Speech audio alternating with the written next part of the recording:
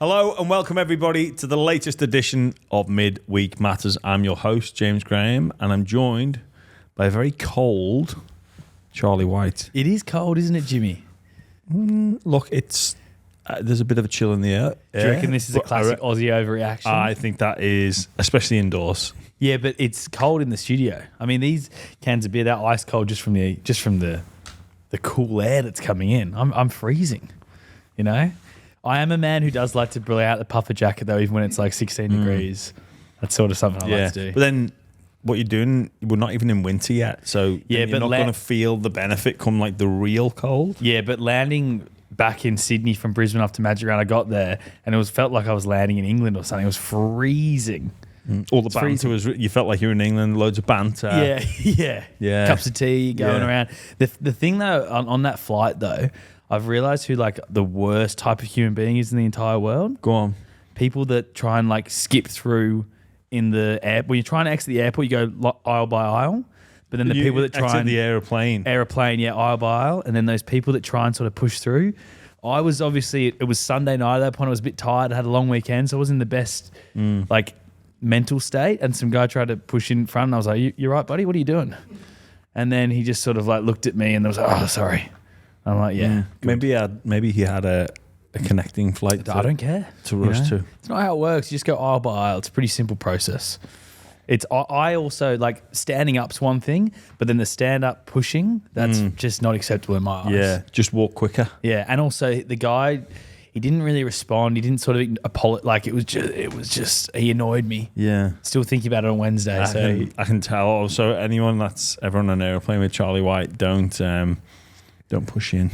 No. I do agree with you. Yeah. But I think what you've tried to do in this is deflect from the fact that I think your jacket is an overreaction. It could be an overreaction, but you're probably freezing, aren't you, in your t-shirt? I mean, look, I'm comfortable. I'm comfortable, Charlie. I just think what my advice to you would be, so you've set the standard early. Now, I believe it will get colder in time. Yeah. So what are you going to do then? Put the beanie on. Put the beanie and gloves on. Yeah, beanie gloves. I used to wear, sometimes I'd wear fingerless gloves in winter. Just because if you have your gloves, iPhones used to not pick up the fingers. So you have to wear the fingerless gloves. And that's what you used to do. Yeah, pop the beanie on. Like you'll see as the year goes on, I'll get more and more rugged up. Well, you'll be on report from the back round if you come in with a beanie and fingerless gloves. My fingerless gloves days are done. Yeah. The match review committee will be coming down hard. Nah. Maybe the CEO of Ladbrokes or Tui's would come out in defence of slamming the buy round for treating you so poorly. Yeah, you're right, and they'd be right to do that. But enough about me anyway, Jimmy. I want to know how you're feeling about the big issue of the week. Every single show, Midweek Matters, we start with how's Jimmy feeling? All thanks to our friends at Tui's. How do you feel? I feel like a Tui's or two. Great to have that on board. Great to have them on board. But the Sydney Roosters, I think this has become now sort of a massive overreaction after they're sitting on 5 wins, 4 losses, on the same amount of wins as the Melbourne Storm, on the same amount of wins as the Cronulla Sharks. If they beat the Cowboys, they'd be sitting third. They've played 3 games in 12 days, about to be 4 games in 17 days on Friday. Does everyone need to calm down a little bit? Absolutely, they do. Look, they're in a position now where top 4 is a legitimate opportunity. So they're 5-4, just like 7 other teams. 7 other teams are in exactly the same position as them. So, and regardless of what happens this weekend against Penrith Panthers, they're still in a position to have a good crack at the top 4. Have they performed where they want to be? Absolutely not. They're notoriously slow starters as well, though. They have a tendency to look to peak at the right time. They've made some decisions in their halves that are no doubt going to change things. They've got a new hooker in, which again is no doubt going to change things. And I think they're just taking a little bit of time to adapt to a style of play. That's all it is. We're 9 games into the season, and pulling apart and having to dissect the recruitment strategy. Yeah. Look, and notwithstanding they've had arguably one of the best back rows in the country for personal reasons, come away and, work his way back in. Yeah. So Matt Lodge has had injury issues. Jared Hargraves missed a couple games. Tupanua's only just finding his feet again after a long-term ACL injury. I think it's ridiculous. I mean, and I was watching NRL 360 on Tuesday night, and we're going to play a bit of audio, but David Riccio and Paul Crawley sort of spoke about specifically Brandon Smith and if he was a Roosters player or not. I don't see a Roosters style of player in Sam Walker. Brandon Smith. I don't see a Roosters style of player in Brandon Smith. We all spoke about, would Brandon adjust to the Sydney way off the field? On the field, we questioned whether he was a genuine dummy half. I don't know if he's a Roosters style of character, and I'd put Matt Lodge in that category as well. So you think they've got the recruitment wrong? Because they have access and they've got the power to get any player they want, really. They've shown that. But you think they've just got it wrong? No, I think they've I think they've gone down away from what made the Roosters what they are. So I think that's a really strange thing to say because it refers to Brandon Smith off field, and I think we have Brandon Smith coming here all the time. He'd fit into any football club. He's come from the Melbourne Storm, an amazing culture. He's not a single thing off field he had this year. So I don't know what he's talking about there with a Rooster style of player. Well, exactly, and they've had some very colourful characters throughout the years. Exactly. And look, I mean, in regards to him not playing in the dummy half position in Melbourne, him not being able to complete 80 minutes, like, do we not think Trent Robinson knew that? Like, we all knew that, and we knew that was some of the question marks before the season began. But obviously, Trent has seen enough to go identify it and go, no, he's not mine. And I think, we all have opinions, right? But I just think Dave Riccio will be eating his words there come the end of the season. And you know what? Maybe I won't. And that's part of the game to have opinions. But I just think for a team of that talent, like with their reputation and their history and their coaching staff and their resources, like I think it's a huge overreaction. Like, come post state of origin time, are they likely to be in the top 4? I'd say yes. Yes, they are. And will they kick? We saw what they did last year. Yeah, like, I mean what they did last season. Like you'd be and in terms of like, is Brandon Smith a Roosters player? Well, what is that? Is Sam Walker a Rooster? What does that mean? They're two quality players. I know that. Like Sam Walker, I'm sure they're quality guys. Well, I know Brandon Smith's a quality guy. So if them referring to the way the Sydney spotlight, that is complete nonsense. Yeah, I just think it's a bit of a slower news week, and obviously it's Roosters' turn to be in the spotlight. And when Cooper Cronk joined the Roosters a couple of years back, they started really slowly. Yes, that's right. And I mean, it's a new team. It's a new spine. It's a new setup.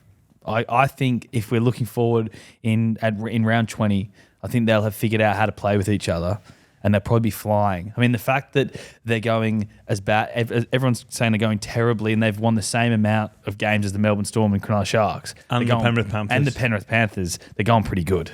Yeah, exactly. And this year has been strange. Yeah. Like, I'm sure if anybody out there that's involved in tipping competitions, what can you say about this year? You'd be like, shocks galore, unpredictable. Those sorts of phrases and words would be bandied about, and we're seeing that each and every week. The evenness of the competition, and teams' bizarre ability to turn it around within a week. And I'm talking about a team like the Cowboys. So, Cowboys were awful against the Sharks. Awful. And they had plenty to play for in that game, an emotional game. Fast forward 10 days later, 9 days later, or whatever it was.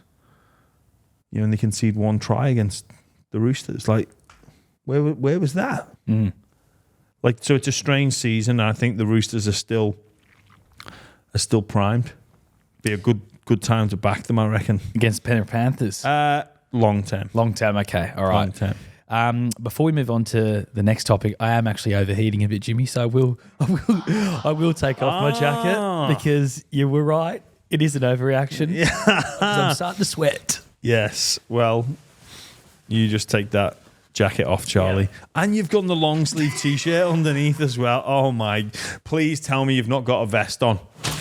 Nothing underneath. Oh, nothing underneath. That's good to know. Yeah. That is good to know. So you were correct about that. And apologies by our listeners for stopping the flow of the show. But the other thing we want to talk about, rugby union boss, Hamish McLennan. He keeps on coming out and the journos keep on writing the articles. This time now he's chasing Trent Robinson and Angus Crichton.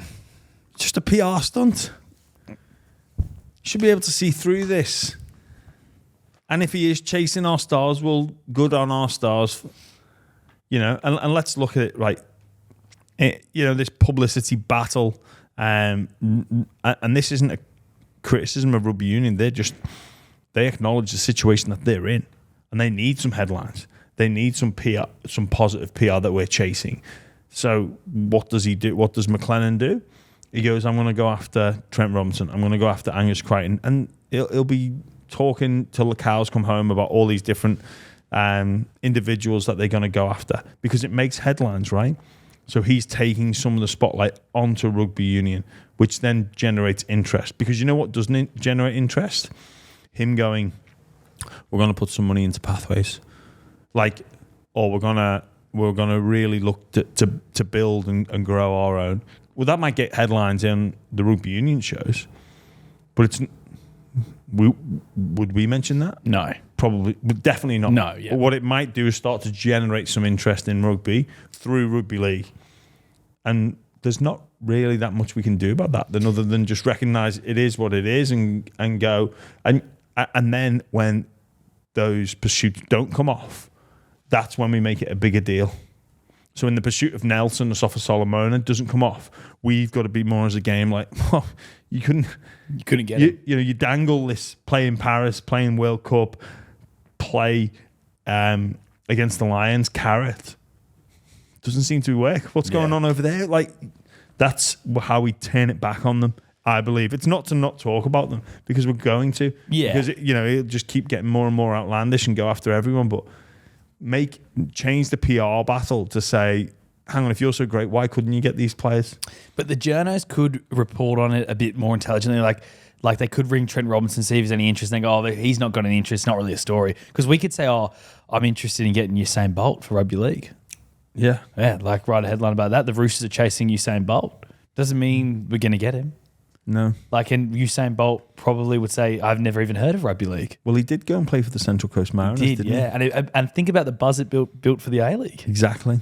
Maybe we should be doing it as a game more often. Chase David Beckham in a halfback role. Oh, how do you reckon he'd go? I reckon he'd go all right. He's a bit old now. Yeah, he'd have a good kicking game. Be a good goal kicker, I reckon. Maybe he's more suited to rugby union, actually. Yeah, and do you reckon he'd be a spot? Get some traffic down, wouldn't he? Yeah. Hey, he's Bex. too pretty probably as well. Get third man in there, Bex. Come on. Get in there. What if we get done for a hip drop? I don't know what it was.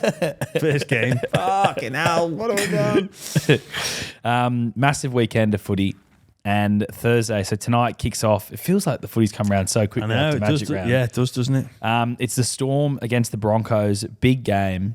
The Storm, I believe you said the favourites before we came on. Yes, last time I looked at my Ladbrokes app. Yeah. I believe, if I remember correctly, the Broncos started as favourites and now that's changed to the Storm. So, big moving market, which...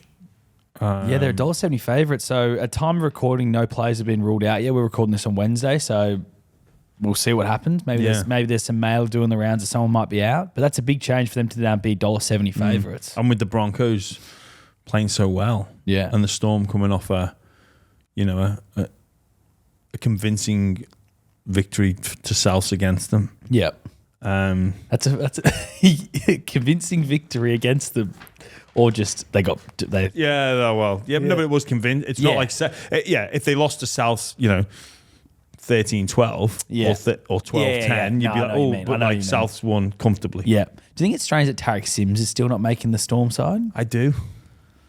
I really do. When they lost their experienced players at the end of last year, like the Bromwich brothers, Felice Kafusi, there's your 2 starting back rowers gone, and a lot of experience. And Tarek Sims, like, you know, he played State of Origin on a number of occasions, very experienced, plays in the back row on an edge. Just seem, and then he's not even getting on the bench. Yeah, and he wouldn't have been like cheap. No. But it just does seem... Because you think he could add a lot to their team. And you know what? Before he went, like, yeah, he played incredibly well for the Dragons. And then it was like he raised his game for Origin. And, you know, Dragons fans were like, why can't he do that every week for us? But he seemed like the type of... And his form did dip for the Dragons. But he seemed like the type of player that, you know... This year, next year, we'd all be saying, oh, of course, Bellamy's took him down to Melbourne and he's changed his career around, like we've seen with so many other previous players in non-too dissimilar positions. But just, I don't know. Yeah, there's the 2 front runners to start this year. Quite clearly the 2 front runners. Who do you like more currently? Probably Souths because of their experience of being there and their difficulty of draw. Yeah, like they've had such a tough opening set of fixtures. So, and South, they've still got 3 buys up their sleeve. You know, one of them coming in round 26, the penultimate round of the NRL season. Do you know what penultimate means? Second last, yeah. For most of my life, I thought it meant last. Did you? Yeah, and I probably found out maybe 5-6 years ago. Okay. And it seems to be a word that sort of appears everywhere now. Like all TV shows, penultimate episode sort of builds a bit more buzz, doesn't it? Yeah. Yeah. What are your thoughts on that word, though? Penultimate? Yeah. I like it. You like it? Yeah. I think it sounds too much like a finale, so I don't really like the use of it. Yeah, like it... Well, does it need a place? Do you need a second last lap? Yeah. Do you need a penultimate? Second last step? Second last? Yeah. Second last, I think, works Second well. last is fine. Yeah, because also penultimate, for me, just... It sounds like the end. Almost like ultimate. Ultimate, yeah. Penultimate. Yeah, penultimate. Like, what's the ultimate lap? It's not the last one, is it? No. Or the ultimate game. Well, maybe the ultimate could be the second last. Maybe that suits a bit better. The Oxford English Dictionary could learn a thing they could do from the buy round. But onto that game, I want to back the Storm to get the victory. I think at home they should be not too strong. I think they'll be strong enough for the Broncos. Yeah, nice. Friday night then, the Doggies against the Warriors. Now, the Warriors are in the same boat as the Sydney Roosters. This will be their 4th game in 17 days, and that is going to take it out of them, you would think, especially with the travel to New Zealand, back and forth. One thing I want to talk about the Bulldogs before we talk about the game, what did you make of Cameron Serrato and Reid Marnie coming out and being as critical as they were about the Doggies' performance? Well, they probably needed to be. First set of 6, Canberra marched down the field, put in an attacking kick and scored a try. We just don't need to do that. And then errors early in the tackle count. Just unnecessary errors, and just I think all the focus points that were spoken about before the game just weren't executed. So I don't mind that from Cam Serraldo. He knows the group well enough. And the positive is, which I'm sure they'll be speaking about behind closed doors, is the fact that they did enough to stay in the fight, because in the opening exchanges, Canberra got off to that fly. I was like, we go in at half time, like, actually, lads, this is all right. Some tries, some kicks that were conceded, which are disappointing, but you got to look to do something about them. But there'll be plenty of positives to come from that. But the Warriors as well, with fatigue, playing Magic Round against the Panthers with for 60 minutes with 12 men. That's incredible effort. Even further takes its toll on you. And these two teams played against each other earlier in the season. It was a great game over there in New Zealand. A game the Dogs could have won, and I think the Dogs will do enough to get the victory this weekend. Matt Burton's bomb is probably one of the most deadliest weapons. It might be the deadliest weapon any team has. It's actually insane, isn't it? It's almost one of them. Matt Burton's kicks are almost where that is the exception to the rule of, like you learn this from a very young age, playing football. Never let if the ball goes up, never let it bounce. It's like with Matt Burns, it's like, well, maybe I should. But the Raiders did that. They did that a lot. They let him bounce and it backfired on them. I know it did. And just because it happened doesn't mean that you should throw out the exception to the rule. So you think that might have been their game plan? Well, it would be. Do you know what would be hilarious? To just get everyday punters like myself to stand under it and try and catch that bomb. Charlie, everyday punter wouldn't get close to it. Half the NRL wouldn't get put some forwards back there. You might that'd be brilliant. That to do it at training, Beto, do us a favour, go on, put us one up, just see how I go. Yeah, they're frightening because they go so high. Like they go out of the stadium roof and then come down. But also, what I think anyone playing in the back three, what that does is that gives the chase time. So not only are you like, oh my God, where did that ball go? But it's like, oh, I'm going to try and, if I catch this, I'm going to be getting belted. Yeah. So they're horrendous. Josh Adokar back as well. Incredible turnaround for him. Oh, huge. And just a credit to him on the amount of work that he's put in to get back from this injury so quickly. Like that requires, a phenomenal amount of dedication, doing all the little things away. And it can't always be done. Like that's not a knock on anybody that's not come back early, but it does require him to do all the little things in order to get his shot this week. And he's got 2 weeks pretty much to get into that Origin team. If he looks good in these 2 weeks, they've got to pick him. I think so. I think you're right. Friday night, then the second game, Jimmy. We've spoken about the Roosters side of things, but the Panthers against the Roosters. Panthers at home. Panthers still aren't clicking. A lot of people are saying that, Charlie, but you know where they are clicking? In defence. They're still by far and away the best defensive team in the competition. And if history shows us anything, it's that defence or the strongest defending teams will play in the grand final, win the grand final. So they're still amazing in defence. They've still got the same defensive patterns and the same defensive structures, which has led them to the previous 3 grand finals. So they're not missing anything there. It's frightening to think that people are saying they're still not clicking. So once they do click, they'll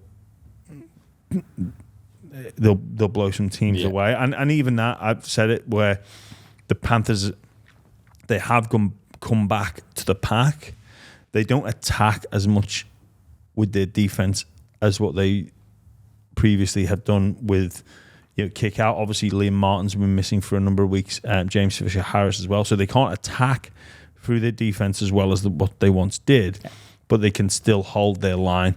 And like I say, they're back in the pack, and the pack's got bigger. And I think that's where they're at. Yeah, and it's good for the NRL that they have come back, because it's great this year to not have a clear dominant team. The Panthers were so far ahead the last few years.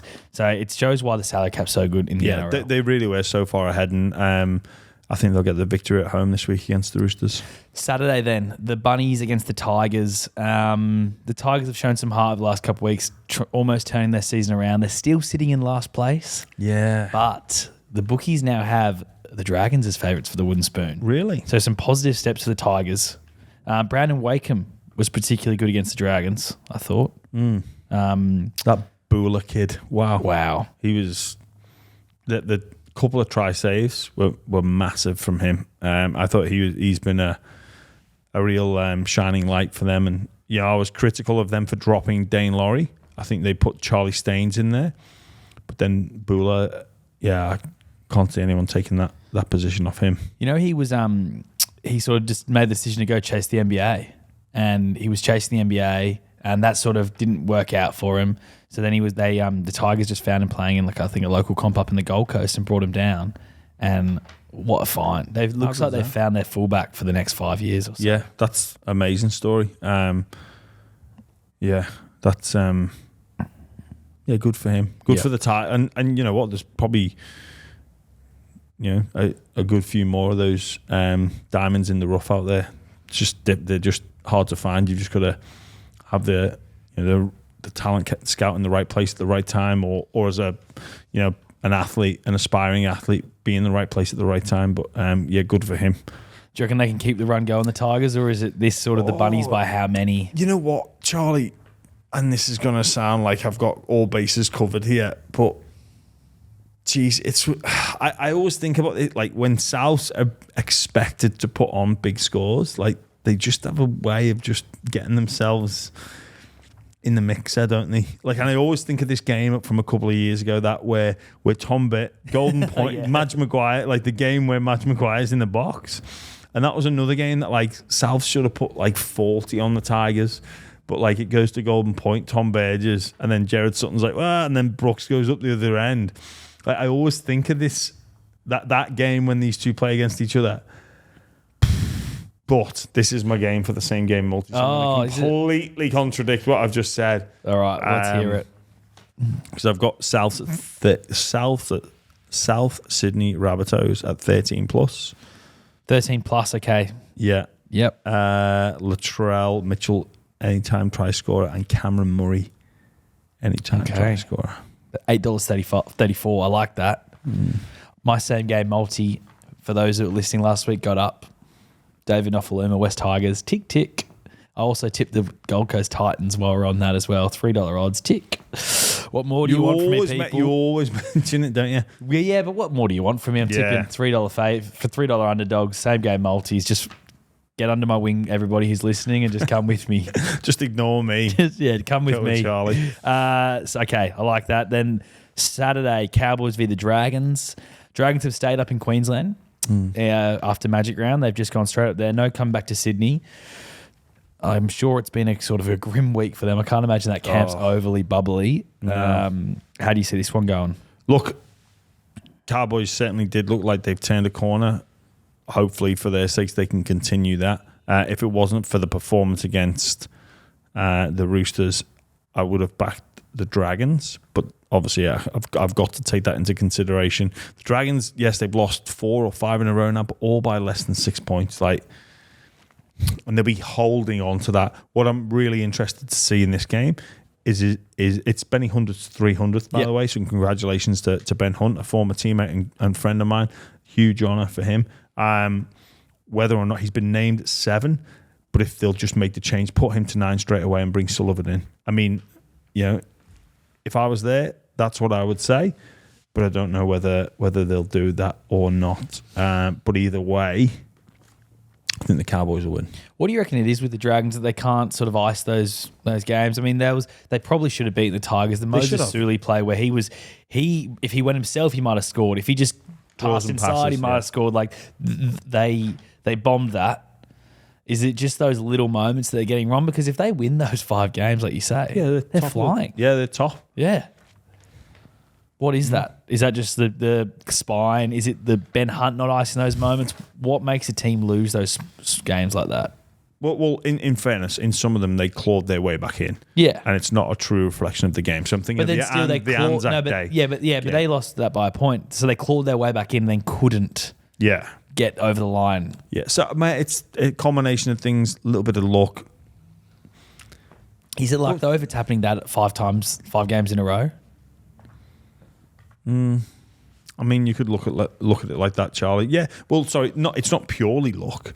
There's a little bit of unluckiness, a little bit of holding on, being a bit more resilient in defence. I think back to that Titans game where Ben Hunt kicked the field goal, and then they go in front, and then short kickoff, and then the Titans just scored at the end. That's where you've just got to hang tough, and just keep on moving, keep tying in. And unfortunately, they got conceded a late try. So is it a fitness thing, maybe? Just a combination of everything. Combination of everything. Nice fence sitting from James Graham there. What do you? I can't pinpoint one thing. Okay, yeah, fair enough. So do you think the Cowboys win then? Yeah, Cowboys. Did you see also Jack Bird's come at Danny Weidler? Did you see that today in a press conference? For saying he wanted to leave. Yeah, saying he wanted to leave. He was quite strong against him. Well, that obviously confirms his spot as he wants to be a Dragon, which I think is fair enough. The Saturday night game then, Canberra Raiders against the Parramatta Eels. Moses is out with the concussion. The Raiders are chasing their 5th win in a row, which would be incredible. No Moses. That's massive. Yeah. Raiders on this one. Raiders, do you think we now need to put a line through Parramatta this year? for premiership contenders. I know everyone seems to keep saying, "Oh no, they've got so much quality," but really, realistically, are they a chance? Well, again, like we spoke about, they're not that far away from the pack. They're also not that far away from last, though. Yeah, true. I give them a couple more weeks. So you're not ready to put lines through them just yet? Give them a couple more weeks. Okay. They were last year's grand finalists, for goodness sake. Yeah, I know, but they lost some players, and the chat we've spoken to already. The chat was their premiership window was closing. I think that was right, that their premiership window is closing. Just give them a couple more weeks. Okay, I'll be asking you again next week. Sunday then, the Knights against the Titans. The Knights fresh from Bali, Fiji, got the tan going. They'll be looking good, feeling good, playing good. That's Spud Carroll's motto. Is it look good, feel good, play good, smell good, be good. Be good. Titans, Knights. Oh, I'm going to go the Knights on this one. Refresh from a bye. They've got to win. They've got to win. I think the Titans will win personally. I think they're left edge. We spoke about the left edge last week, and they scored 5 tries on the left edge, so it's pretty good. It's pretty good signs. Dave Fafita is on fire. The other Sunday game, and the Seagulls against the Sharks. Manly need the win. Battle of the Beaches. It is the Battle of the Beaches. Always a good game, this one. I always enjoy it. Schuster's on the extended bench, so maybe he's a chance to come back in. I don't know. 2 teams that were absolutely toilet in their first halves last week.